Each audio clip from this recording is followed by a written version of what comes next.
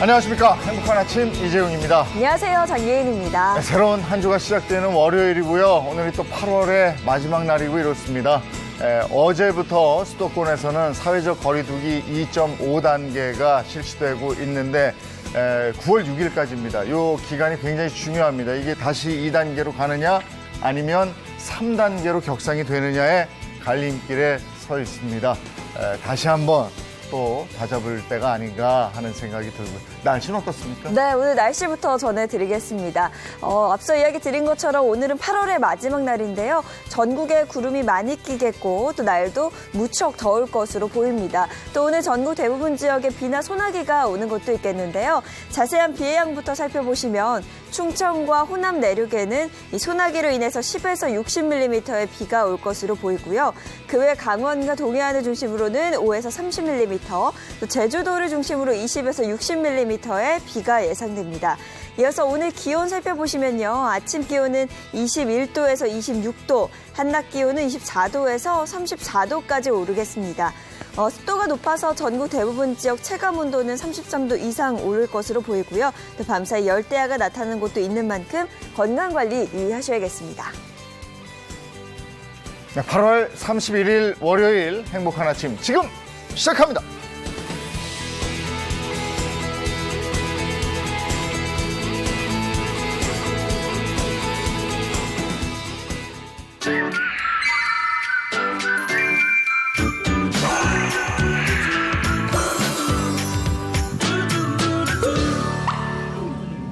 앞서 말씀드렸습니다마는 지금 사회적 거리두기 2.5단계가 실시가 되고 있습니다. 물론 수도권입니다마는 9월 6일까지죠. 그래서 저희도 스튜디오에 이렇게 그 가림막을 설치해 놨습니다. 투명으로 설치되어 있기 때문에 보시기에 그렇게 거북하진 않으실 텐데 혹시라도 이렇게 조명에 반사가 돼서 반짝반짝할 수가 있어요. 이 점은 좀 양해해 주시기 바랍니다. 어떠세요? 주말 어떻게 보내셨어요? 거리두기 2.5단계 격상되니까 네. 뭐 어디 가는 것도 그렇고 집에서 계속 전화기 눌러 뭐 시킬까 햄버거 한 번 시켰다 피자 한 번 시켰다 계속 배달 음식만 시켜보니까 속이 더부룩해가지고 밥 해 먹어야 되겠어요. 맞아요. 황규락 기자 어떠셨어요? 저도 뭐 거리두기가 격상되면서요. 네. 저녁 약속들이 다 취소가 됐어요. 그래서 네. 본의 아니게 좀 집콕을 했습니다. 그렇죠. 대부분 그러실 거예요. 오수진 변호사는 어떠셨습니까? 네, 저는 이제 아무래도 사무실에 직접 오시는 것보다는 전화 상담을 많이 하고 있는데요. 네. 그렇다 보니까 오히려 더 그 상담이 늘어가지고 주말 오후까지 상담을 하고 남편한테 조금 아이들을 부탁했습니다. 예. 양소영 변호사는 참 오랜만에 봬요. 네, 안녕하세요. 아니 어떻게 더 젊으신 것 같아요. 저 아크릴 분위기라 좀 생소하실 텐데. 네네. 예, 우리 행복한 아침에 오늘 처음 나오셨으니까 인사 한 말씀 해주세요. 네, 안녕하세요. 행복한 아침 시청자 여러분. 잘 부탁드리겠습니다. 네, 반갑습니다. 네. 먼저 지난 주말에 있었던 일부터 좀 말씀을 드리겠습니다. 네. 코로나19 얘기를 안 할 수가 없는데 신규 확진자 수가 299명. 닷새 만에 300명 밑으로 갔다 이건데 한 명 차인데요, 뭐. 네, 일단 뭐 중앙방역대책본부는요, 어제 0시 기준입니다. 국내 코로나19 확진자가요, 299명 늘었다고 밝혔습니다. 신규 확진자 수가 300명 아래를 기록한 건요, 지난 25일 280명 이후 닷새 만의 일입니다. 신규 확진자의 감염 경로는요, 지역 발생이 283명, 그리고 해외 유입이 16명입니다. 네, 저희가 뭐 계속해서 말씀드리고 있는데요. 수도권에서는 어제부터 이 사회적 거리두기 2.5단계가 적용이 됐죠. 네, 맞습니다. 최근 이 기세가 거센 수도권 지역의 확산을 막기 위해서요. 어제 0시부터 오는 9월 6일까지 8일간입니다. 이 수도권에서 사회적 거리두기 2.5단계가 적용이 되는데요. 이 수도권의 식당과 호프집, 뭐 치킨집 같은 이런 곳에서 오후 9시부터 다음 날 새벽 5시까지 매장 안에서 음식을 먹을 수가 없고요. 오직 포장과 배달만이 가능합니다. 또 수도권의 프랜차이즈형 커피 전문점은요. 시간과 관계없이 실내 취식이 금지가 됩니다. 헬스장이나 당구장 같은 실내 체육 시설도 뭐 집합 금지 조치가 내려졌다 그러더라고요. 네, 이 수도권 내 실내 체육 시설은요, 규모와 상관없이 일단 집합 금지 조치를 실시합니다. 실내 체육 시설에는요, 헬스장과 골프장, 당구장과 볼링장 등이 포함이 되고요. 학생들의 감염을 막기 위해서 수도권 소재 학원은 비대면 수업만 허용을 합니다. 9인 이하의 교습소는요, 이번 집합 금지 조치에서는 제외가 됐으나 여전히 집합 제한 조치는 적용을 받는데요. 이 때문에 출입자 명단 관리나 마스크 착용 등의 방역 수칙 준수는 의무화됩니다. 또 수도권에 있는 요양병원도 면회가 금지됐다면서요? 네, 그렇습니다. 이제 고령자의 감염을 좀 막기 위해서요.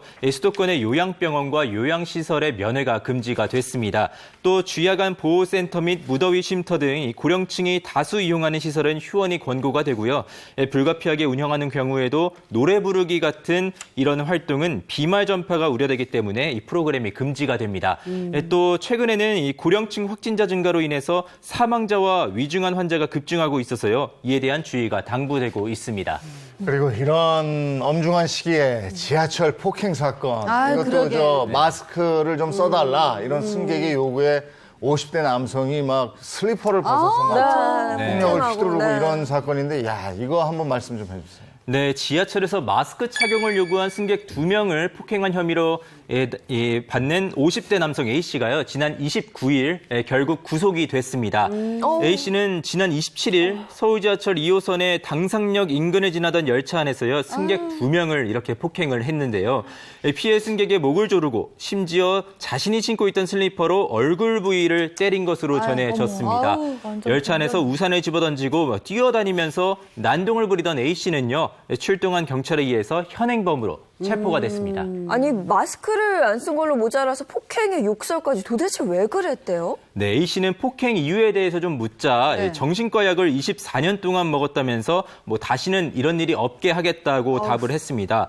약 때문에 폭행했느냐라는 질문에는요, 그런 면도 없지 않아 있다, 이렇게 답을 했고요. 네. 마스크 착용을 해야 되는 걸 몰랐냐라는 질문에는 몰랐다라고 답을 했습니다. 이게 지금 이거 한 번만이 아니거든요. 그동안 이런 일이 있었어요. 마스크 좀 써주세요. 그러면 네가 뭔데 나한테 마스크 쓰라고. 맞아요. 네. 아니 뭔데가 아니고 지금 다른 사람하고 다 지금 같이 가야 되는 입장이잖아요. 지금 그렇죠. 중차대한 시기인데 그런 정도는 정말 협조를 좀 해주셨으면 하는 다시 한 번의 바람 부탁이고요. 네. 지금 어떻게 돼 있나요? 전공의들 그 파업을 계속하겠다 이렇게 얘기했죠. 네, 그렇습니다. 전공의들이 의대 정원 확대 반대 등을 요구하면서 실시한 이 무기한 파업을 계속해서 이어나가기로 했습니다. 대한전공의 협의회는요, 어제인 30일입니다. 모든 전공의는 대전협 비상대책위원회의 지침에 따라서 단체 행동을 지속한다고 밝혔는데요. 이번 의사결정은요, 이 대전협의 비상대책회의에 따른 결정입니다. 이와 함께 대의원은 이후로 7일 동안 모든 단체 행동 관련 주요 의사결정을요, 비대위원장에게 일임한다고 공식 발표하기도 했습니다. 네, 이 무기한 파업이 지속되면 사실 가장 걱정되는 게 의료 공백이거든요. 네, 그렇습니다. 전공의들이 무기한 파업을 한동안 이어갈 방침이라서요, 의료 공백 역시 좀 현실화가 될 것으로 보입니다. 이 파업 도입 이후에 스케줄 조정 등으로 좀 버텨왔던 주요 대형 병원들은요, 외래 진료 업무를 본격적으로 좀 축소할 방침입니다. 그럼 정부 입장은 어떻습니까? 네, 어제인 30일입니다. 정세균 국무총리는요, 집단 휴진 지속 결정에 대해서 이 생사의 갈림길에서 고통받는 환자들을 외면한 결정이다, 이렇게 비판을 했습니다. 또한 이 정부는 국민의 생명과 안전을 지키기 위해서 법과 원칙에 따라 대응할 수밖에 없다면서 지금이라도 대전협은 업무 중단을 철회하고 대화의 장으로 나올 것을 강력하게 촉구한다고 강조하기도 했습니다. 예. 그리고 또 하나 코로나19가 확산되면서 그리고 수도권에 코로나19 지금 사회적 거리두기 2.5가 시행이 되고 이러면서 우리 자영업자들 고충이 또 이만저만이 아니잖아요. 네. 특히나 지금 노래방하고 PC방은 영업이 중지된 상태로 알고 네. 있는데 지금 어떻게 돼 있는지 모르겠습니다. 네, 어제인부터 이제 수도권에서 사회적 거리두기 2.5단계가 실시가 됐고요. 그저 이전인 23일이죠. 23일부터는 사회적 거리두기 2단계가 전국적으로 확대가 됐습니다. 이에 따라서 지난 23일부터 노래방과 PC방은 고위험시설 12종으로 분류가 돼서 영업 정지 중이고요. 전국 노래방 3만 5천여 곳과 PC방 1만 4천여 곳이 문을 닫았습니다. 이 영업이 중단된 노래방과 PC방의 매출은 정말 직격탄을 맞게 됐습니다. 이 한국 신용데이터에서 집계한 업종별 소상공인 매출 감소율을 지금 보시면요.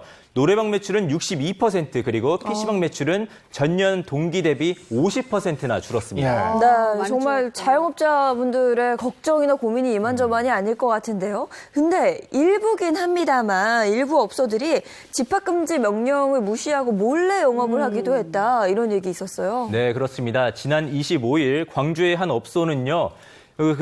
일반 음식점으로 일단 신고를 한 뒤에 유흥업소로 불법 변종 영업을 하다가 적발이 됐고요. 또 24일에는요, 울산의 한 노래 연습장입니다. 이 간판 불을 버젓이 켜놓고 배짱 영업을 하다가 적발이 되기도 했습니다.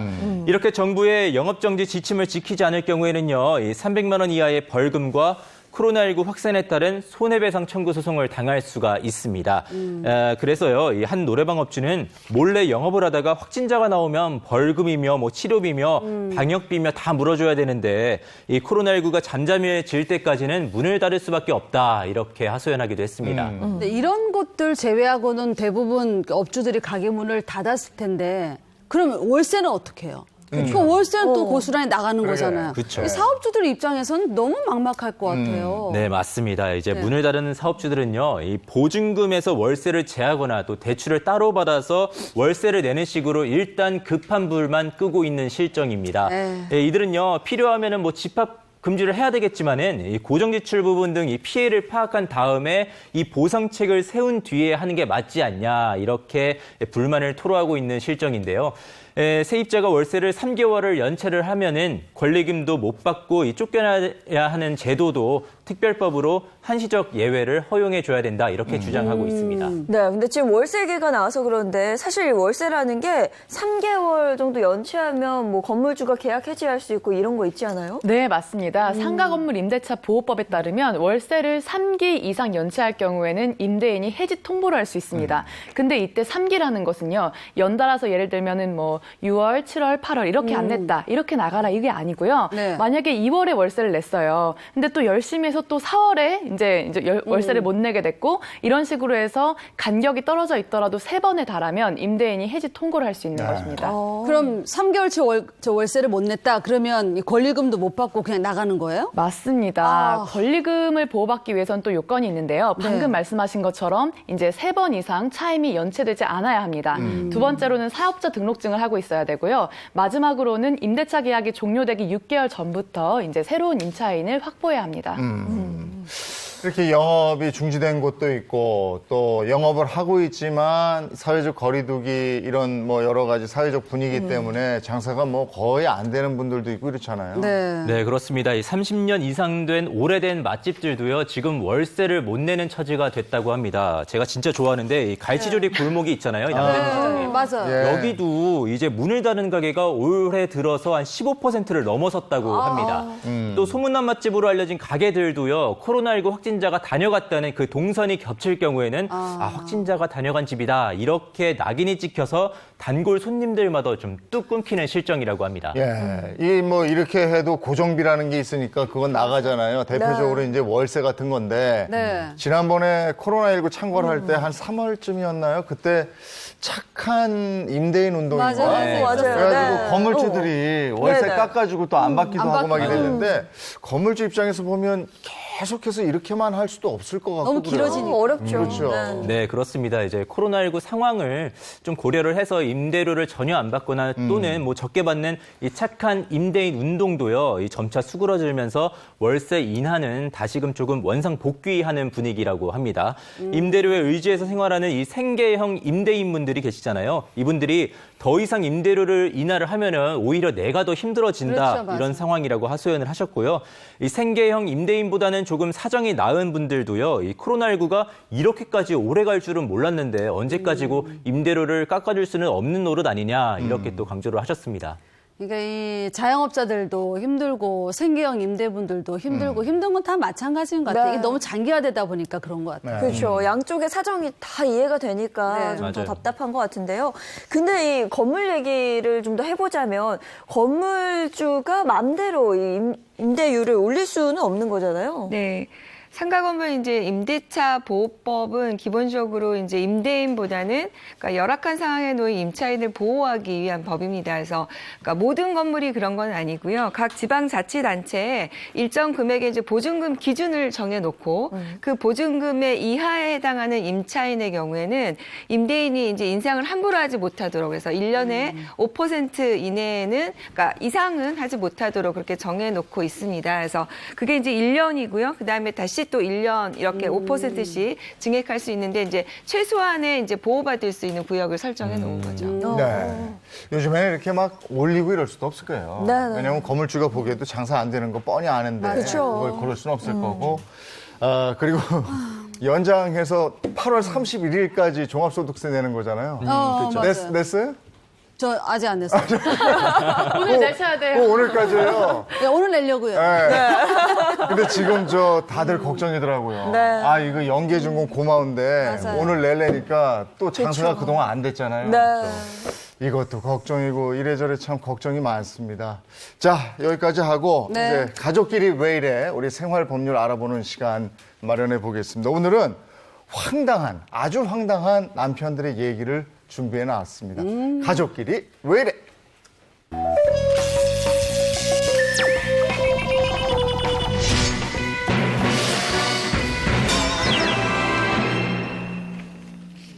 네, 어떤 사연들이 있는지 볼까요? 어떤 사연들입니까? 자, 오늘 가족끼리 왜 이래는 분노 폭발이에요. 최악의 남편들입니다. 네. 어떠한 사연들이 있을지. 자, 첫 번째 사연. 6년 동안 요거밖에 몰랐어요. 백수 남편입니다. 요거밖에 요거밖에 몰랐어. 몰랐어. 사랑. 감 잡히지 않아요? 사랑밖에 몰라. 사랑밖에 몰랐어. 사랑밖에 난 몰라. 아, 사랑밖에 난 모르고 그냥 백수로 지내는 백수예요. 거야? 에이, 그 이거 사랑을 최악이죠? 누가 받아줘. 백수인데. 사랑 마주가다 한번 볼까요? 아니야. 6년 동안?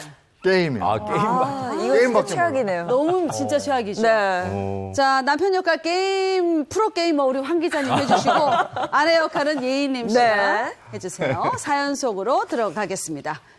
인고 부부 4년 차. 저를 볼 때마다 눈에서 꿀이 뚝뚝 떨어지던 남편. 하지만 저는 지금 남편을 볼 때마다 정이 뚝뚝 떨어집니다. 왜냐고요? 지금 남편의 관심사는 저도 가족도 일도 아닌 오직 게임이거든요. 당신 또 밤새 지금 게임했어? 지금 시간이 몇 시야? 회사 안 가? 야, 나 이거 오늘부터 회사 그만뒀거든? 나 이거 본격적으로 게임 레벨 올려야 되니까는, 야, 안 되겠다. 좀 방해 좀 하지 마라, 이거 지금. 회사를 그만둬? 미쳤네 이거. 지금 게임이 문제야? 게임만 하면 밥이 나와 빵이 나와. 빨리 생활비 벌 궁리를 해야 될 거 아니야. 아니, 여태껏 지금 내가 벌었잖아. 이제 당신 턴이야. 당신이 좀 하라고, 이제. 컴퓨터 게임 중독에 빠진 남편은 회사까지 그만뒀고 결국 전 백수 남편을 먹여 살리기 위해서 식당에서 일하면서 생계를 떠맡게 되었습니다. 그런데 남편은 갈수록 더 가관이었습니다. 아, 이제 왜 이제 오는 거야? 배고파 죽을 뻔했잖아. 나 지금 얼른 밥 줘, 나 지금. 얼른. 당신 나 하루 종일 식당에서 설거지하고 왔어. 근데 나한테 밥을 또 차리라고? 손이 없어 발이 없어. 맨날 게임만 하면서 그냥 다시 차려 먹어. 아니 그리고 내 동생 수진이 이름으로 차를 샀어? 우리 수진이한테 말도 없이? 그게, 아니, 좀 잘 나가는 처제덕 좀 본 거지. 아, 뭐 어쩔 거야, 내가. 응? 아유 인간아, 수진이가 변호사인데 당신을 고소했어. 맨날 게임만 하고 나랑 수진이 등골 다 빼먹고 어떡하려고 그래. 나 이제 진짜 못 살아. 우리 이혼하자. 저는 회사도 그만두고 하루 종일 게임만 하는 남편과 이혼할 수 있을까요? 네. 아, 아유, 어떻게 재밌다. 변호사 명의를 그렇게 했어. 정말 속 터지는 남편이네. 아유, 그러니까요. 네? 아이고, 봐가면서 해야지. 이게 어떻게 된 얘기예요, 이게? 네, 이거는요, 지난 2007년 있었던 판결입니다. 일남 1년을 낳아서 정말 행복하게 잘 지내던 부부의 삶에 그림자가 들어지기 시작한 건요. 남편이 컴퓨터 게임에 중독되기 시작하고부터입니다. 이 텔레비전 수리기사였던 남편은요. 급기야 회사를 그만두고 본격적으로 게임에 빠져들기 시작하는데요. 그래서 아내는 남편 대신에 식당 종업원으로 일하면서 생계를 떠안게 됐습니다. 아내는 밖에서 식당 일하고 남편은 집에서 게임하고 뭐 육아 뭐 집안일 이런 거 전혀 안 했어요, 그럼? 네, 이제 아이들은 아내의 친정어머니가 함께 돌아가면서 돌봤고요. 남편은 집안일을 돕기는커녕 이 직장에서 좀 아내가 귀가가 늦잖아요. 네. 그러면은 왜 늦었냐고 이러면서 화를 잔뜩 냈다고 합니다. 이에 장모는 밖에서 힘들게 일하고 들어온 자신의 딸에게 화를 내는 이 사위를 향해서요. 오히려 뭐 큰 소리를 네가 왜 치냐 이런 식으로 하니까 사위를 나무랐는데 이때부터 또 이 사위와 장모 간의 이 갈등의 고울도 깊어지게 됐습니다. 남편은 또 처제의 동의 없이요. 이 처제 이름으로 자동차를 산 뒤에 세금을 내지 않다가 처제에게 고소당하기까지 하는데요. 결국 참다 못한 아내는 아이들과 함께 집을 나갔고요. 결국 남편을 상대로 이혼 청구 소송을 낸 사건입니다. 아이고 깝깝합니다. 회사 그만두고 게임만 하는 남편 이게 이혼 사유가 될까요? 되면 O 아니면 X입니다. 네. 게임만 계속하는 남편 이혼 사유가 될까? 하나 둘 셋 들어주세요. 되죠. 저 되죠. 이게 되죠. 다 된다. 이게 되죠. 아 이건 깝깝해. 이러면 안 되죠. 네. 6년 동안 일했다는 건 뭡니까? 어떻게 됩니까? 네. 그렇죠. 맞죠. 이건 해야지. 네. 사유가 되죠. 맞습니다. 이혼이 가능합니다. 어. 근데 정말 만장일치의 그 OX 결과였잖아요. 네. 게임 중독만으로는 근데 사실 이혼이 바로 인정되기 어려울 수 있어요. 근데 게임 중독으로 인해서 이 사람이 거의 뭐 가정을 내팽개치고 네. 육아와 뭐 가사일을 다 아내한테 떠넘기고 그것도 모자라서 아내를 닥달하기까지 했죠. 도저히 혼인 관계를 더 이상 계속할 수 없는 중대한 사유라고도 보여질 수가 있고요. 또 특히나 게임 중독이 되다 보면은 말싸움이 많아지고 자녀 앞에서 흥분을 하게 되고 그러다가 이제 아내가 게임기를 뺏어가거나 하면 막 던지고 부수고 폭발하죠. 도저히 이제 돌이킬 수 없는 상황이 됩니다. 이런 경우에는 이혼이 성립된다고 보셔야 되고요. 특히 이 사례에 있는 이 남편은 여기에 한 가지 더 했죠. 처제 명의를 도용하기까지 했어요. 그러네. 이거는 더 이상 아내와의 그런 신뢰관계로 혼인 생활 유지할 수 없는 경우로 보아서 이혼이 인정이 됩니다. 근데 게임 중독으로 인한 이혼도 이 증거 자료가 있어야 될 거 아니에요. 네. 네. 일반적으로 이제 게임 중독을 하는 분들은 대부분 보면은 이제 아무래도 접속 시간이나 뭐 하는 시간이 굉장히 길어서 네네. 증거를 수집하기는 뭐 그렇게 어렵진 않은데요. 그 게임 중독하시는 분 대부분 그 현금으로 뭘 사는 거 있죠. 들어가서 뭐 현질이라고 네, 하는데 사실 더 이제 복장 터지게 하는 건 이제 그런 부분이 있어서 경제적으로도 좀 어려움이 있고요. 또 게임 중독하는 그러니까 게임 중독이 빠져 있는 분들 대부분 보면 폭력성이 좀 많이 드러납니다. 왜냐하면 이제 아무래도 게임 자체가 폭력성이 있다 보니까 많아요. 예. 현실과 게임을 잘 구분하지 못해서 현실에서도 그런 부분이 많이 드러나서 사실 이 게임 중독이 나중에 이제 폭행으로 옮겨가는 경우가 많아서 증거를 이제 수집하는 게 굉장히 어렵지 않고요. 거기에 이제 가끔은 이제 노력하겠다, 고치겠다 이렇게 맞아요. 각서를 쓰기도 해요. 이제 그러면 그런 것도 하나의 증거가 될 수 있겠죠. 네. 그러면 실제 이 사건은 어떻게 됐나요? 네, 일단 법원은요, 아내의 이혼 청구를 받아들였습니다. 이제 재판부는요, 두 사람의 혼인 생활 파탄이 난 거는요, 이 컴퓨터 게임에 몰두한 채 가족을 제대로 부양하지 않은 남편과 이 갈등 해결을 위해서 뭐 적절한 조처 없이 이 집을 나간 아내의 잘못이 함께 있다라고 판단을 했고요. 아내를 아이들의 친권자로 지정을 했습니다. 네, 이게 컴퓨터 게임도 문제지만 아까 이제 현질이라는 얘기가 나왔잖아요. 네. 근데 이게 이제 게임이 도박으로 연결이 돼서 이걸 이혼을 요구하는 아내가 있었는데 이 아내를 살해한 사건이 또 있었어요. 이 사건 얘기 좀 해주세요. 네, 지난 2월입니다. 이 도박 중독을 이유로 이혼을 요구한 아내를 살해한 남편이요. 결국 징역 15년을 선고받았습니다. 이 남편은 상습적으로 도박을 하면서 많은 빚을 져서 부인과 자주 다퉜고요. 이 도박을 끊기로 약속은 했지만 지난해 3월 이 사설 사이트를 통해서 다시 도박에 손을 대게 됩니다. 아내에게 200만 원의 도박빚을 갚아주면 다시는 하지 않겠다라고 다짐을 한 뒤에도 이 도박을 끊지 못했고요. 아내가 이혼하자고 메시지를 보내자 격분해서 아내를 결국 살해를 하게 됩니다. 남편은 아내가 극단적인 선택을 한 것이라고 이제 거짓으로 범행을 부인을 하다가 결국 수사기관에서 증거를 제시하자 그제서야 잘못을 인정하게 됐습니다. 네. 이게 뭔가에 그 몰입하는 것까지는 괜찮아요. 그 집중하는 거. 네. 근데 이게 중독으로 가면 그렇죠. 정말 문제가 생기고 네. 개인은 문제인지도 몰라. 근데 주변이 너무 힘들거든요. 맞습니다. 그래서 배우자의 이런 중독, 이혼 사유가 된다. 뭐가 있을까 하나씩 보겠습니다. 네. 자, 취미생활. 취미생활 꼬집어서 낚시가 나왔네. 대표적으로 낚시를. 예. 낚시 보니까 될 것 같아요, 이혼 사유가. 이게 이혼 사유가 되나요? 아, 물론입니다. 어. 그런데 사실 아까 말씀하신 것처럼 취미 생활을 가지는 건 굉장히 건전하게 가정 생활과 또 직장 생활을 유지할 수 있는 하나의 원동력이 되기도 해요. 근데 문제는 저 정도에 있습니다. 주말마다 낚싯대를 들고 나간다. 또는 주말마다 골프채를 챙겨서 나간다. 그러면은 이제 집에서 가정을 돌봐야 되고 자녀를 양육해야 되는 입장에서는 나랑 결혼했나 골프랑 결혼했나 맞아, 맞아. 나랑 결혼했나 낚시랑 낚시랑 결혼했나 결혼했나. 그러다 이제 싸움이 이제 이어지게 되는데 그래도 도저히 자기 입장을 줄이지 않고 나는 낚시 없으면 죽어 이러면서 이제 매주마다 가는 경우가 있어요. 네. 그러니까 딱 들어보셔도 과하다 싶죠? 이런 경우에는 전부 이혼이 성립이 되고요. 그 정도가 아니라 하더라도 사실 그것 때문에 계속 부부 갈등이 유발되고 그걸로 이제 돌이킬 수 없는 정도가 되었다면은 파탄이 인정이 됩니다.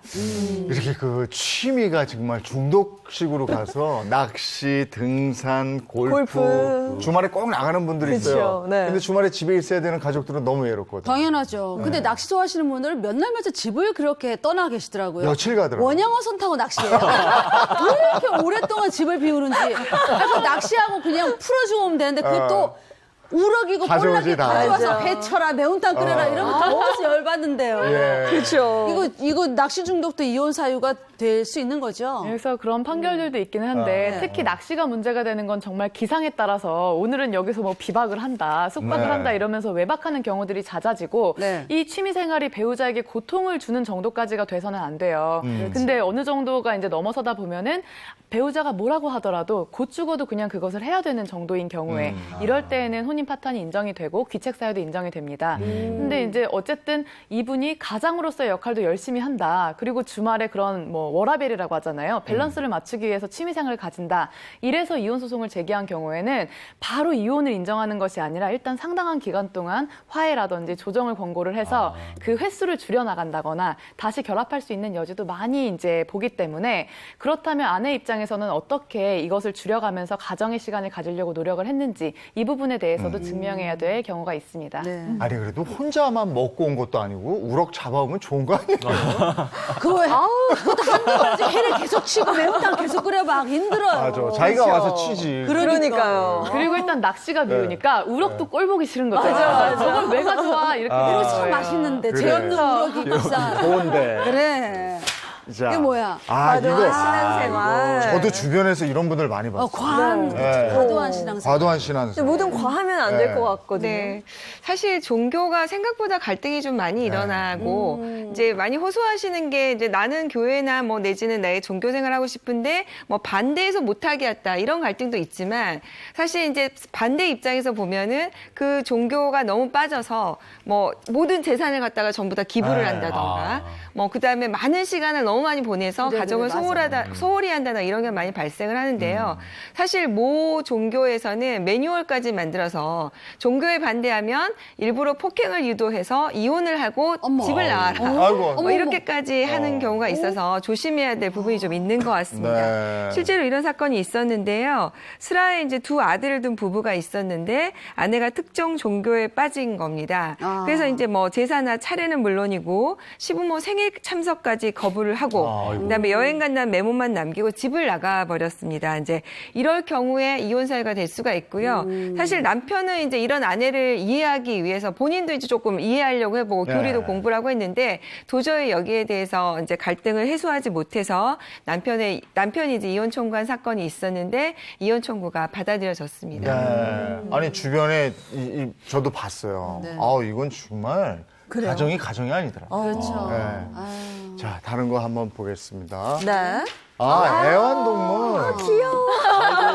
너무 아니 그러니까 예쁘구나. 이 애완동물을 뭐 사랑하는 것까지는 좋은데 너무 애완동물에만 몰입해가지고 집착하고, 가정을 돌보지 않. 네. 이건 좀 문제죠. 맞습니다. 사실 요즘에 굉장히 늘어난 이혼 사유 중에 하나인데요.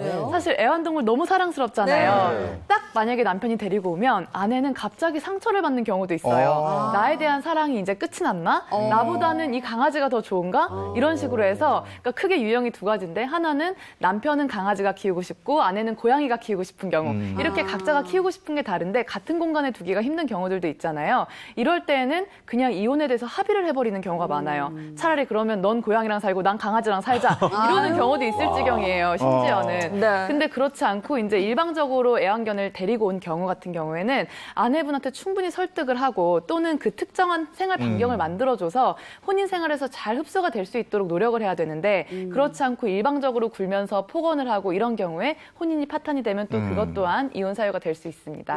아니 저 이런 경우 봤어요. 남편이 파충류를 엄청 좋아하는 네. 거예요. 근데 아내가 연애 때부터 봤잖아요. 근데 결혼하면 절대 안 된다. 아내는 무섭고 징그러우니 약속을 했는데 네. 몰래 한 마리씩 데려와요. 어떡해. 이 방 하나를 그냥 파충류 방을 만들어버린 거예요. 그러니까 아내가 나는 이렇게는 못 살겠다. 네. 갈라서도 이랬더니 당신도 그러면 당신이 키우는 고양이 키우지 마라. 똑같이 나온 거죠. 나 안 되면 너도 안 돼. 그래서 이럴 때는 이혼 사유가 되나요, 이게? 사실 이것도 각자가 원하는 바가 있는 상황이잖아요. 근데 예를 들어서 파충류는 뭐 뱀이라든지 그러니까 아내 입장에서는 같이 내가 집에서 살 수가 없어. 완강하게 이제 거부를 하다가 대치하는 경우들이 많아요. 근데 만약에 결혼하기 전부터 이런 부분을 약속을 했었고 파충류를 무서워하니까 내가 지켜주겠다. 이것만은 꼭 약속을 지키겠다. 그래서 뭐 작업실에서 따로 돌볼 수도 있고 여러 가지 여건이 있을 수 있는데 남편이 막 강행하고 밀어붙여서 아내가 공포증에 더 이상 살 수 없을 정도가 됐다. 이러면은 이 부분은 이제 이혼에서도 인정이 될 여지가 있습니다. 네. 이게 취미와 중독의 차이는 취미는 상식선이죠. 그렇죠. 근데 중독은 상식이 깨지는 게 중독이 아닌가 싶어요. 그렇죠. 네. 자, 이 얘기 한번 나눠봤고요. 다음 네. 사연은 어떤 겁니까? 자, 가족끼리 왜 이래? 두 번째, 이거 팔아가지고 외제차 사오라고 했대요, 남편이. 뭘 이거 팔아요? 팔아서. 뭐지? 결혼 예물. 집도 안 했고. 반집. 그리고 결혼 예물 팔아서 외제차 사온. 그런 건가? 한번 볼까요? 집 팔아서? 머리카락 팔아서. 뭘까요? 친정집? 막 나갑니다, 친정집을 막 나가. 팔아서. 예. 야. 제가 아내 역할 하고요. 네. 남편 역할은 친정집 팔아서 차 사오라고 하는 남편. 이재용 님이 해주세요. 멋장입니다. 자, 사연 속으로 가시죠. 저는 결혼을 앞두고 있는 예비 신부입니다. 좋은 집안의 부잣집 아들인 남자친구가 저에게 프로포즈했을 때 제 인생은 이제 꽃길만 펼쳐지겠구나 싶었죠. 하지만 얼마 후에 상견례 자리에서 남자친구의 기막힌 요구가 시작이 됐습니다.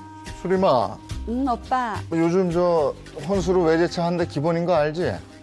내가 잘못 들었나 봐. 뭐라고? 내가 받은 모델 있어. 그러니까 그거로 사면 되고. 야, 요즘에 결혼하는데 지참금 이런 거를 수억을 요구하고 이런 애들이 있더라. 그래. 그거 너무했다. 그치? 야, 7천만 가져와. 7천? 얼마? 7천만 가져와. 외제차에 7천, 그 간소하게 한다는 게 7천? 왜 그래, 오빠? 아니, 그리고 결혼식 때 친구들 올 거지. 오지, 당연히. 그러면 그 부모님 직업 싹 조사해서 5명만 오라 그래. 뭐? 5명만 오라 그래. 근데 왜냐면 나 알잖아. 우리 집 알지? 좀 살잖아. 근데 너 수준 좀 맞춰줘야지. 그러니까 그런 격식은 갖춰줬으면 좋겠다. 오빠 그런 오빠였어? 멋있다. 남편은 그렇게 과다한 혼수와 조건을 내걸었고 이미 진행되던 결혼을 깰 수 없던 저는 1억 4천만 원이란 거금을 들이면서 결혼을 했습니다. 하지만 결혼 생활은 처음부터 악몽이었습니다. 자기야 사랑해? 이 문제 누가 보냈어? 이 여자 누구야? 결혼한 지 겨우 3개월밖에 안 됐는데 당신 다른 여자 만나? 수림아, 오빠. 너 지금 핸드폰 봤니? 내 거? 아니 지금 띵동 뜨길래 그냥 봤더니 됐어. 됐고. 너 차 어떻게 됐니? 무슨 차? 아니, 결혼 전에 내가 차 뽑아오라고 그랬잖아. 외제차로. 친구들한테 내가 다 얘기해놨는데, 나 민망하다. 결혼 전에 이거 받고 했어야 되는데, 내가 바보다, 정말. 있지, 너네 친정집을 팔든지, 장모님 골프채 또 바꿨더라? 그걸 팔든지, 외제차 가져와. 나 민망해, 친구들한테. 무섭다 진짜. 내가 뭐 당신 물주야? 나 더 이상 이런 취급받으면서 못 살겠어. 그냥 이혼하자. 그리고 나한테 말도 안 되는 혼수 달라고 하면서 괴롭힌 거 나 그거 위자료 청구할 거야. 전 과도한 혼수를 요구한 남편과 이혼하고 위자료를 받을 수 있을까요? 야, 뭐야? 이런 경우가 있죠? 어떻게 해. 저 남자 뭐야? 아니, 근데 아직도 이런 게 있나? 그러게. 아니, 이게 아직도 이래요. 있으니까 아니 근데 있어요. 이 남자가 집이 좀 산다면서요? 아, 그러게. 근데 뭐 본인이 외제차에 왜 왜 그런 거 이거 그래서 어떤 살게 사건이에요? 된 거야. 그래서 잘 살게 그래서 된 거야. 부자가 됐구나. 그럼 아. 너무 악착 같으니까. 저는 부자 못 될 것 같아요. 어떻게 된 거예요? 네. 네, 일단 이제 지난 2014년에 있었던 판결인데요. 네. 이 남편인 A 씨는 자신의 새아버지가 고위공직자 출신이라는 점을 좀 내세워서 평소에도 영향력과 재력을 좀 과시하고 다녔습니다. 그런데 상견례 자리에서요, 아내에게 8천만 원의 이 외제차 그리고 현금 7천만 원 등 고가의 이 예단과 혼수를 노골적으로 요구를 하고 나섰고요. 또 결혼식에 초대할 아내의 친구들도 친구 부모님의 직업을 좀 조사해서 최종 선발은 5명을 하겠다. 뭐 이렇게 선발하면서 아내와의 마찰을 빚었다고 합니다. 아니 뭐 미스 코리아예요? 그러니까 미스 코리아 선발대회도 아니고 왜 여자친구를 본인이 선발한다고 그래. 야. 근데 결혼 전에도 속을 썩였잖아요. 결혼 후는 더 속을 썩이니까 이게 문제인 거죠. 네, 갈등은 정말 결혼한 후에도 끊이지가 않았는데요. 일단 남편은 혼인신고를 좀 차일피일 미루는 것은 물론이고 생활비도 좀 주지 않았습니다. 그리고 핸드폰으로 온 다른 여자의 문자 메시지를 보고 아내가 이거 뭐냐고 이제 의심을 하자 여기에다 대고 욕설을 퍼붓고 폭행까지 했고요. 또 결혼 전에 약속한 이 외제차를 못 받게 되자 친정집을 팔거나 장모님 골프채를 팔아서라도 이거 차 해결해라 라면서 예단이 안 됐으면은 나도 결혼을 하지 않았을 것이라고 말하기도 했습니다. 여기에 견디다 못한 아내는요, 결국 이 결혼 3개월 만에 이혼 소송을 냈는데요. 그간 남편에게 드린 돈만 1억 4천만 원이 넘었다고 합니다. 과도한 혼수 요구와 예물을 요구한 남편, 이혼하고 위자료를 받을 수 있을까요? 이건데, 있다면 O, 아니면 X입니다. 하나, 둘, 셋, 들어주세요. 저는 X. 그건 안 될 것 같아요. 그렇죠. 이혼할 수 있는데 이거 위자료 이거 1억 얼마는 그리고 결혼 전에 얘기를 했잖아요, 이거. 네. 그렇죠. 해주라, 뭐 해주겠다, 뭐 약간 이런 어쨌든 식으로. 본인이 해준 거니까. 해줘. 근데 이 상식선을 너무 벗어난 거기 때문에 이건 그래요? 법에서 해결해줘야 될 것 같아요. 그럼 뭐예요? 저는 그렇게 생각해요. 네. 우리 생각 그렇긴 한데 못 받을 것 같아요. 아니, 이건 변호사를 잘 만나면 받아. 양 변호사냐 양 변호사냐. 자, 들어주세요. 어떻게 됩니까, 이거? 예, 받을 수 있어요. 받을 수 있는 거죠. 저는 문제가 너무 쉽다고 생각했는데. 네, 당연히 결혼할 때 과도한 혼수 예단을 요구를 하면 사실은 그건 상대방에 대해서 배려하지 않거나 뭐 이 정도는 내가 인정받아야지만 겨우 결혼할 수 있는 거라는 뭐 이런 걸 하는 거라서 실제로 갈등이 굉장히 많고요. 이럴 경우에 혼인생활 파탄 사유가 될 수가 있고 또 이런 경우 위자료 청구도 가능합니다. 오, 그렇군요. 그래서 이런 부분에 대해서 저희가 한번 얘기해 볼 텐데 실제로 이 사건은 어떻게 됐어요? 뭐 아내는 남편을 상대로 위자료 6천만 원 그리고 원상 회복 비용 1억 4천만 원을 지급하라고 소송을 냈습니다. 그런데 법원은요, 아내에게 6천만 원을 지급하라면서 원고 일부 승소 판결을 내렸습니다. 재판부는요, 남편은 아내에 대한 사랑보다는 좀 경제적인 것을 보고 결혼한 측면이 강하다 이렇게 판단을 했고요. 또 사실혼 관계를 망가뜨린 근본적인 책임도 남편에게 있다고 봤습니다. 다만 예단과 예물은 사실혼이 성립을 하고 이 상당 기간이 지나면서 결국에는 남편의 소유가 됐기 때문에 반환이나 배상을 청구할 수는 없다고 판단했습니다. 근데 위자료는 받았는데 예물은 못 받은 거잖아요. 그렇죠. 근데 이게 뭐 결혼 금방 파탄 났잖아요. 그럼 이거 받을 수 있는 거 아니에요? 예물이라는 거? 이게 네. 그 혼인이 성립되었는지 안 되었는지에 따라서 다른데요. 예물이라는 게 잘 생각해보면 혼인을 하니까 주는 거잖아요. 그럼 반대로 봤을 때는 혼인이 성립되지 않으면 그것을 돌려준다라는 것을 조건으로 하는 증여라고 봅니다, 법적으로. 그렇기 때문에 혼인이 단기간에 파탄 난 경우, 예를 들면은 신혼여행 갔는데 거기서 엄청나게 막 폭행 사건이 있고 싸우다가 헤어졌다거나 아니면은 뭐 이제 신혼여행을 가기도 전에 폭행이 있었다거나 결혼한 지 얼마 안 됐는데 이혼을 결심 결심한다거나 이렇게 해서 실질적으로 혼인의 실체가 없었다고 판단되는 경우에는 이제 혼인 불성립으로 봐서 예물을 반환할 수 있습니다. 아유, 아직도 저 결혼 예물 가지고 이러는 게 있어요. 그러게 이거 이거 너무 옛날 너무 얘기인 줄 촌스러워. 네, 그래요. 그래. 예. 자, 다음 사용하죠. 세 번째, 자 이것으로 한의사 행세한 남편입니다. 네? 어떻게? 가짜 면허? 가짜 면허. 가짜 면허 같은데. 면허. 가짜 졸업장. 졸업장. 오, 그럴 수도 일산적일 것 있겠네요. 같은데 한번 네. 볼게요. 예, 이건 뭐야? 친동생 이름? 그러니까. 어. 자 봅시다. 자 이번엔 아내 역할 제가 하고 남편 역할 또 재용님이 해주시면 되는 아니, 뭐 겁니다. 뻔뻔한 거 이런 거 다. 뻔뻔한 거 해야 돼. 어쩔 수 없습니다. 사연 속으로 들어가겠습니다. 한의대생과 사랑에 빠진 전 한 달 만에 결혼에 꼬린. 결혼 후에 남편은 금방 한의사 시험에 합격했고 전 기쁜 마음으로 남편에게 한의원 개업 비용을 건넸습니다. 이제 번듯한 한의사 남편과 알콩달콩 행복하게 살 날만 남았다고 생각을 했죠. 그런데 청천벽력 같은 일이 일어났습니다. 당신 한의사가 아니라 정가 14범 사기꾼이었더라? 어떻게 날 감쪽까지 그렇게 속일 수 있어? 사랑했거든. 내가 당신 사랑했거든. 응? 내가 당신 속이려고 이런 게 아니야. 어? 당신이 조건을 좀 보잖아. 그래서 내가 결혼하려면 당신 사랑하는데 이렇게밖에 할 수 없었어. 사랑 사랑 사랑 내 사랑이야. 무슨 소리꾼이야? 사랑 같은 소리 하고 있네. 당신 이름도 이재용이 아니더라. 이재떡이더라. 이재떡. 이재용은 당신 동생 이름이었어. 어? 한의사라는 것도 당신 동생이고 어떻게 동생 이름으로 개명까지 하면서 날 속일 수가 있어? 사랑했거든.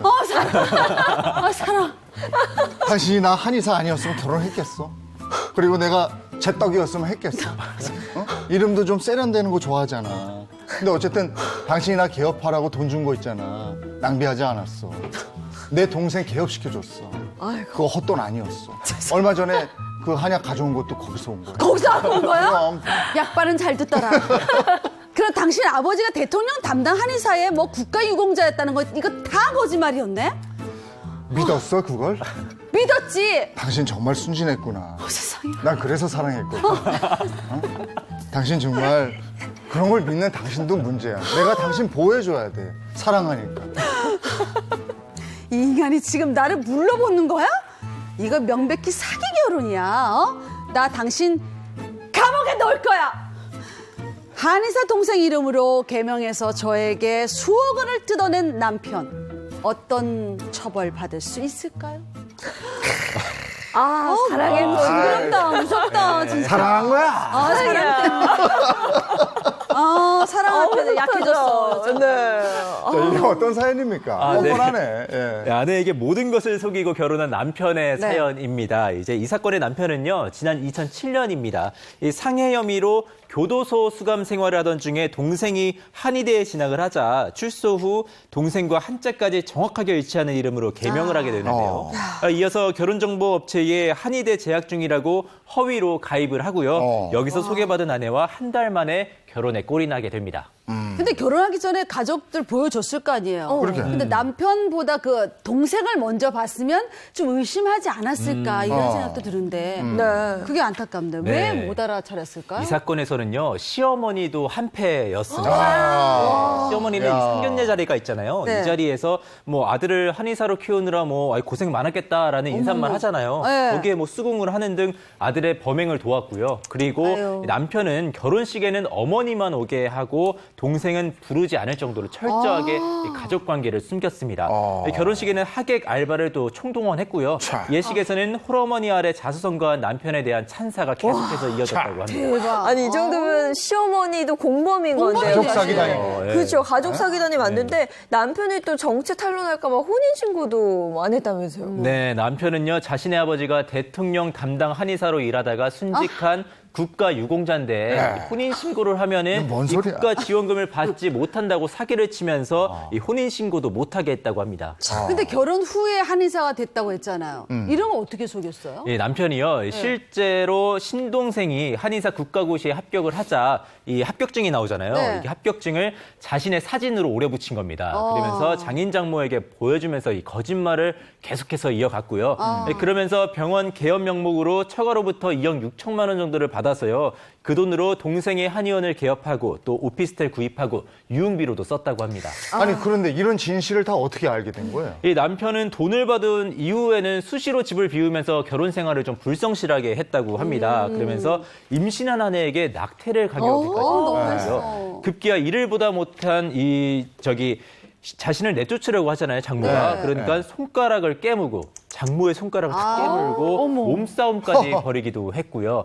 그리고 이에 분노한 아내가 변호사를 고용을 해서 이 결혼 비용 반환을 청구하는 소송을 진행을 하게 되는데 이때 거짓말이 탄로 나게 된 겁니다. 남편이 동생 이름으로 개명을 했고 또 한의사 자격을 획득한 것도 남편이 아니라 남편의 동생이라는 게 탄로 난 겁니다. 그 남편은 어떤 처벌을 받았습니까? 남편은 결국 이 사기, 사문서 위조 및 행사, 폭력 등으로 긴급 체포가 됐고요. 징역 3년의 실형이 선고가 됐습니다. 네. 또 아들의 사기 행각을 도운 이 시어머니도요. 이 징역 6월에 실형이 선고가 됐습니다. 근데 궁금한 게 아내가 2억 6천만 원 정도 줬잖아요. 이거는 돌려받을 수 있는 거예요? 이건 일단 혼인 취소가 어려울 수 있는 사건이에요. 벌써 혼인의 실체가 있고 어쨌든 혼인 취소의 사유에는 해당이 되지만 이제 어떤 식으로 주장하는지에 따라서 다른데 개인적으로 가장 마음이 아픈 사건 중에 하나입니다. 왜냐하면 승소 판결을 받는다 하더라도 그 돈을 어디다 써버렸는지도 모르지만 어쨌든 이미 다 은닉이 되어서 돌려받지 못할 가능성이 상당히 높은 사건입니다. 이게 개명이 쉬운 게 아닌데 어떻게 이렇게 개명을 했죠? 그러게요. 저희가 현실적으로 개명이 이럴 경우에 이제 범죄 전과가 많기 때문에 일반적으로 허용되지 않는데 아마 여기에 대해서 판사가 제대로 판단 안 하고 한때 저희가 그 드라마가 나오면서 개명을 굉장히 맞아, 그럴 때 시절이 있었어요. 그 시절에 있었던 사안이 아닌가 싶고요. 이 사건은 사실은 혼인신고가 지금 안 되었기 때문에 사실은 사기가 성립할 수 있어요. 왜냐하면 가족이면은 사기가 성립하지 않거든요. 그리고 또 이제 우리 오 변호사님 말씀하신 것처럼 손해배상이 어려우니까 아마 실형을 선고한 그런 케이스 같습니다. 네. 참 정말 저희가 이런 사연을 하다 보면 별일이 다 있습니다. 별일이 다 있어요. 네. 자, 오늘은 최악의 남편들에 의한 그래서 벌어진 그런 사건들을 법률적으로 한번 풀어봤습니다. 도움 말씀 고맙습니다. 고맙습니다.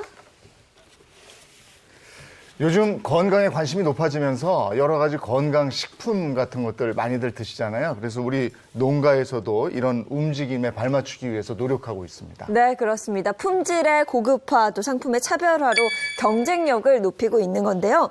오늘은 사료의 고급화로 질을 높이고 있는 축산 농가를 찾아가 봤습니다. 영상 보시죠. 한적한 시골 마을에 울려 퍼지는 닭울음 소리. 수백 마리의 닭들이 자유롭게 돌아다니고 있는 이곳은 충남 홍성에 있는 한 양계장입니다. 계란이 참 많이 났네요. 한쪽에서는 달걀을 수확 중인데요. 갓 낳은 알들이 어느새 바구니 한가득입니다. 계란이 지금 방금 난 계란이라 따뜻해요. 방금 나와서 그런지 알 표면이 엄청 매끈매끈하고 그리고 엄청 뜨끈뜨끈해요. 그런데 이곳의 닭과 달걀이 조금 특별하다는데요. 농가에서 자가배양한 클로렐라를 지금 먹인 닭에서 낳은 계란이죠. 클로렐라를 먹였다고요? 보이시죠? 이게 지금 클로렐라를 배양하는 기계입니다.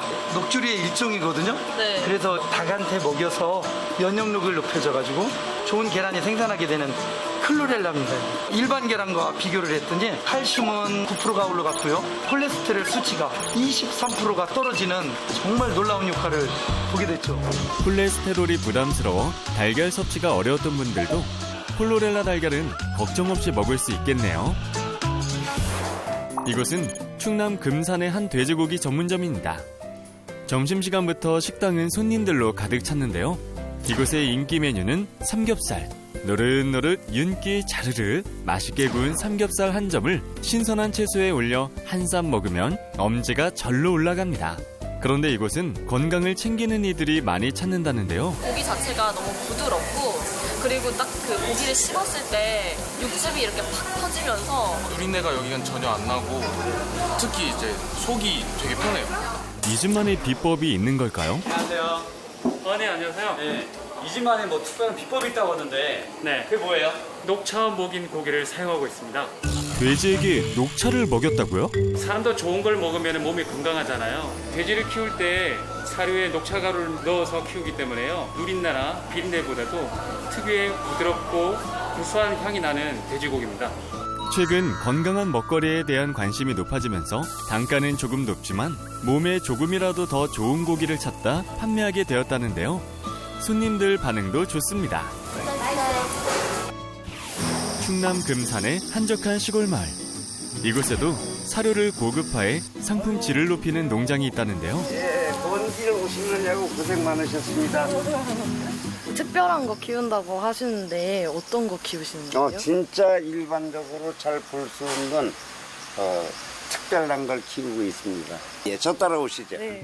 특별한 동물을 만나기 전 철저하게 소독 후 축사로 들어갈 수 있었는데요. 일반적으로 잘 볼 수 없다는 동물. 그래서인지 말인지 낙타인지 긴가민가 알쏭달쏭합니다. 와, 엄청 큰데요? 예, 이게 러시아계 엘크 사슴입니다. 국내에서 사육되는 사슴은 우리가 흔히 알고 있는 꽃사슴과 레드디어, 그리고 바로 이 엘크입니다. 엘크는 이렇게 큰 몸집이 특징이라네요. 밥 먹자. 일어나. 두 손 가득 건초를 들고 와 사슴에게 주는데요. 주인의 이런 정성을 알기라도 하는 듯 사슴도 잘 받아먹죠. 배고팠어? 들어와. 까까. 이번엔 까까를 챙겨오는데 까까가 무엇인 거 아니? 다름 아닌 너 좋아하는 사과. 아유, 그릇까지 뺏어가. 사슴의 최애 간식은 사과인가 봅니다. 대표님이 사슴을 정성물에 키우시는 것 같아요. 네, 저희도 못 먹는 거를 얘들은 더 많이 먹거든요. 저거 보세요. 직원도 잘 못 먹는 또 다른 사슴 먹이를 챙겨오는데요. 뭐 갖고 오신 거예요? 이거 홍삼이요. 홍삼을 사슴 먹이로 쓴다고요? 홍삼을 사슴의 먹이로 쓰는 이유가 있는 걸까요? 좋은 녹용 생산하기 위해서 특수 사료를 주는 거예요.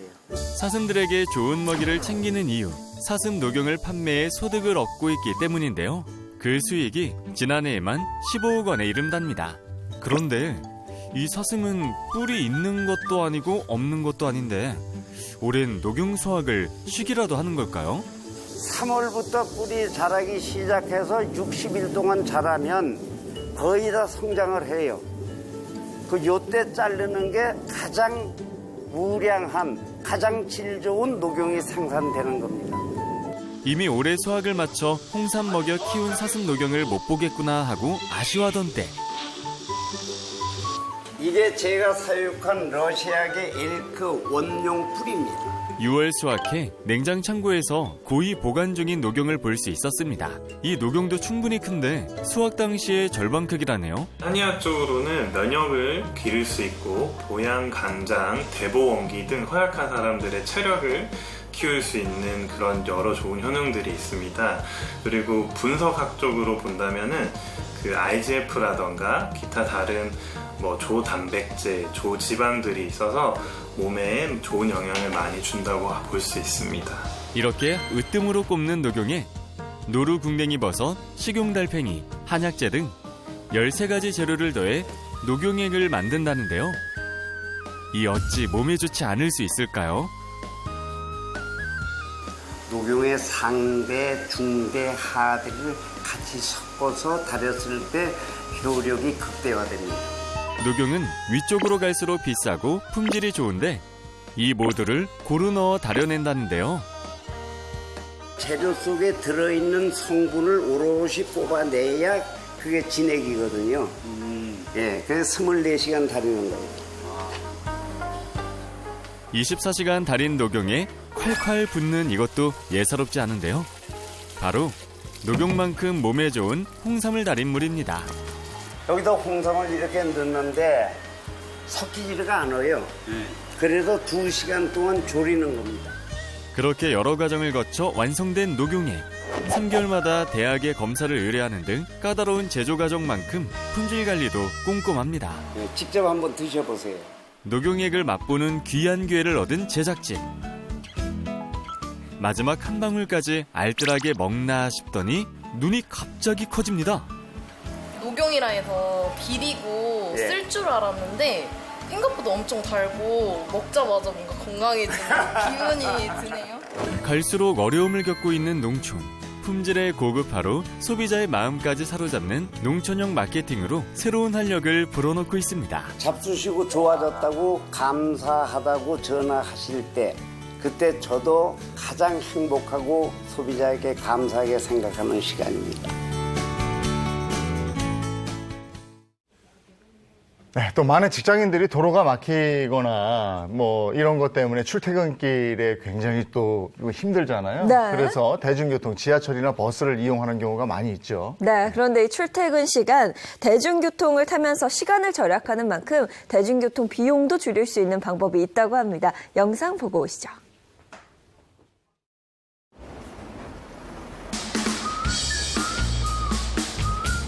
직장인들에게 가장 편리한 발 대중교통. 대중교통은 학생들의 등하굣길부터 직장인들의 출퇴근길까지 우리의 일상을 책임지는 발이 돼주고 있습니다. 특히 지난 한 해 하루 평균 730만 명이 1,845만 건의 대중교통을 이용하면서요. 2018년보다 이용 건수가 1.05% 증가했는데요. 높은 부동산 가격으로 수도권에서 서울로 출퇴근하는 직장인들의 시간을 가장 빠르게 단축할 수 있는 대중교통. 그렇다면 승용차와 비교했을 때 대중교통은 시간을 얼마나 줄일 수 있을까요? 직장인의 평균 출근 시간대인 오전 7시 30분. 여의도에서 상암까지 거리를 버스와 지하철을 이용한 대중교통과 승용차로 비교해봤습니다. 동시에 출발한 대중교통과 승용차. 승용차가 앞서는 듯 했지만 서울 지역의 상습 정체 구간에 진입하며 정체되고 마는데요. 대중교통은 전용차로와 노선을 통해 앞서 나가며 총 9.5km의 거리를 28분 만에 도착합니다.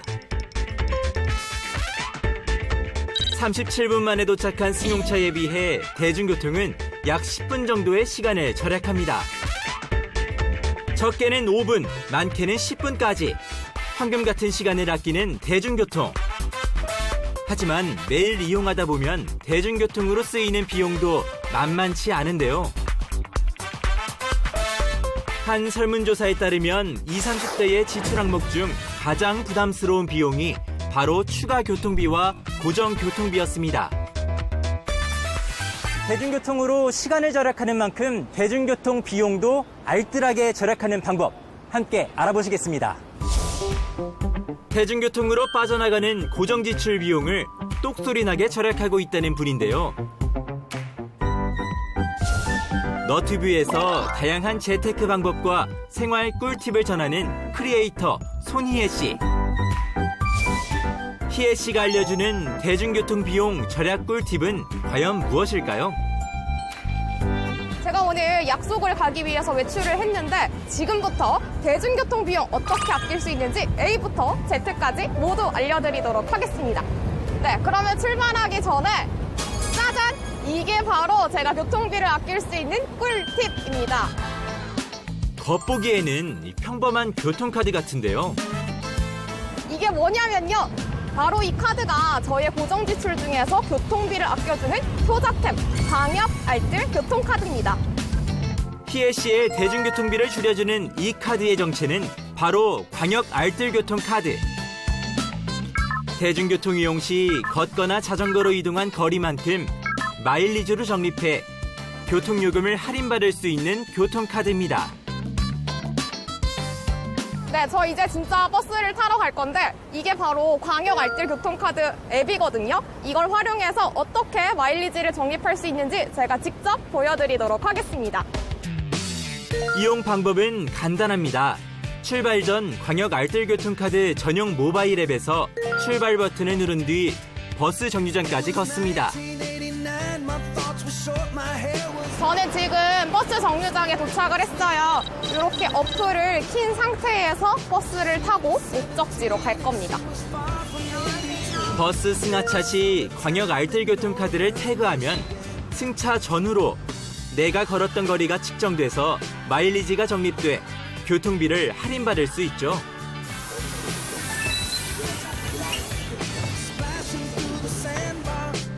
오늘 희애 씨가 적립한 마일리지는 총 얼마일까요? 나왔다 해와. 여러분, 저 목적지에 도착했습니다. 이제 다 왔으니까 앱에 도착 버튼을 눌러주면 돼요. 여기서 이렇게 도착! 총 800m로 1회 교통비가 2,000원 이하 기준으로 250원을 적립한 희애 씨. 실제로 교통비를 절약하는 효과가 얼마나 있을까요? 그 광역 알뜰 교통카드로 교통비를 얼마나 절감할 수가 있나요? 네, 2020년도 이용자 실적을 분석한 결과 광역 알뜰교통카드 이용자들은 대중교통비 지출액의 19.4%의 절감 효과를 보았습니다. 직장인 기준 월 평균 38회 대중교통 이용으로 총 65,614원의 교통비가 지출되는데요. 광역 알뜰 교통카드를 사용하면 월 12,756원을 절약할 수 있었습니다. 그러면 박사님, 광역 알뜰 교통카드는 이 수도권에서만 사용이 가능한 건가요? 네, 지금 서울, 경기, 인천 등 수도권뿐만 아니라 대전, 부산, 광주, 대구 등 광역시 전 지역에서 사용이 가능하고요. 또한 전국적으로 128개 지자체에서 사용이 가능합니다. 이 광역 알뜰 교통카드 이 사용할 때 주의사항이 있다면 어떤 게 있을까요? 네, 그 마일리지 적립에 관해서 말씀을 드리면 월 최대 44회까지만 적립이 가능합니다. 예를 들어 한 달에 50회를 적립하셨다면 그 적립 마일리지 기준으로 최대 44회까지만 적립이 되겠고요. 또한 대중교통을 탑승하지 않고 걷거나 자전거만 이용하신다면 마일리지가 적립이 되지 않습니다. 따라서 꼭 광역 알뜰 교통카드를 같이 사용해 주셔야 합니다. 그렇다면 광역 알뜰 교통카드를 사용하는 희애 씨가 꼽은 장점은 뭘까요? 우리가 대중교통 이용하기 위해서는 지하철역이나 버스 정류장까지 걸어서 이동을 할 수밖에 없잖아요. 근데 짧게 걷기만 해도 우리가 마일리지를 적립을 할 수가 있으니까 이용하지 않을 이유가 없는 것 같아요. 건강하게 걷기만 해도 부담스러운 교통비가 절약되는 광역 알뜰 교통카드. 그리고 여기 모르면 지나치기 쉬운 교통비 절약 꿀팁도 있습니다. 지하철을 이용하는 분들을 위한 지하철 정기권. 30일 기준 최대 60회 사용으로 일반 교통카드보다 한 달에 2만 원을 절약할 수 있습니다. 이 학생부터 직장인까지 우리의 발이 돼주는 대중교통. 똑소리 나게 절약하는 다양한 방법으로 출근길은 더 편하게, 교통비는 더 가볍게 대중교통을 이용해 보시는 건 어떨까요? 저렇게 하면 진짜 시간도 절약하고 또 돈도 절약이 되고 일석이조네요. 예, 대중교통 이용할 만합니다. 이번에는 카시어링 얘기를 좀 나누겠습니다. 카시어링 요즘에 많은 분들이 이용하고 계신데 이게 기존의 렌트카는 하루 단위로 빌리고 막 이러잖아요. 네. 근데 카시어링은 분 단위로 빌리는 그런 차이가 있습니다. 네. 이 카시어링 하실 때 주의사항도 있어서 좀 짚어드리면요. 우선 반드시 본인의 명의로 된 차량을 빌려서 이용을 해야 하고요. 잠시 운전하더라도 절대 음주운전하면 안 되겠죠. 또 20대나 30대가 많이 이용하다 보니까 운전 미숙으로 인한 사고도 많이 발생할 수 있는 만큼 주의가 필요합니다. 네, 편리하게 이용할 수 있는 차량 공유 서비스 카시어링 요즘에 점점 이용자가 많아지는데요. 카시어링을 이용하시는 분들 무면허 운전 금지, 음주 운전 금지, 그리고 안전속도 준수 3가지를 꼭 지켜서 안전 운전하시기 바랍니다. 서울시에서는 잠시 동안의 멈춤을 얘기하고 있죠. 네. 9월 6일까지 잠시 동안의 멈춤 삼가 이런 부분을 강조하고 있습니다. 네, 나만 생각하는 게 아니라 내 가족, 내 친구, 내 이웃을 위해서 다 함께 잠시 멈춤 동참해 주셨으면 좋겠습니다. 안전한 하루 보내시고요. 저희는 내일 아침 8시 더욱 알찬 내용으로 돌아오겠습니다. 행복한 아침, 행복한 하루 되십시오. 고맙습니다. 고맙습니다.